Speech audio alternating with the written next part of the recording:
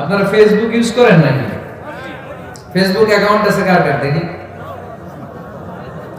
এই গ্রামের ভিতরে এত অ্যাকাউন্ট, হ্যাঁ মাশাআল্লাহ, হাত নামাই। এই ফেসবুক যেন আমরা ভালো কাজে লাগাই, খারাপ কাজে যেন না লাগাই, ঠিক কি না? আপনি চাইলেই আপনার ফেসবুক দিয়ে জান্নাত কামাতে পারেন। ফেসবুকে আপনি আলোচকদের আলোচনা শেয়ার দিয়ে দিবেন, যতটা ভিউ হবে ততটা সওয়াব এর পার্সেন্টেজ আমল নামে দিবে কে? এখানে আপনি ইসলামী সুন্দর সুন্দর পিকচার আপলোড করে দিবেন, পার্সেন্টেজ সওয়াব দিবে কে? আর যদি নায়িকাদের ছবি মেরা দেন, ধুম্মা চলে ধুম, গুনাহ আছে না নাই? নাচানাচি, কনসার্ট আর গান, অশ্লীল দৃশ্য, ইন্ডিয়ান নায়িকাদের কোমর দুলানো ডান্স, রূপবানে নাচে কোমর দুলাইয়া, এগুলো যদি শেয়ার মাইরা দেন, গুনাহ আছে না নাই? So the decision is yours, সিদ্ধান্ত আপনার। কি করবেন?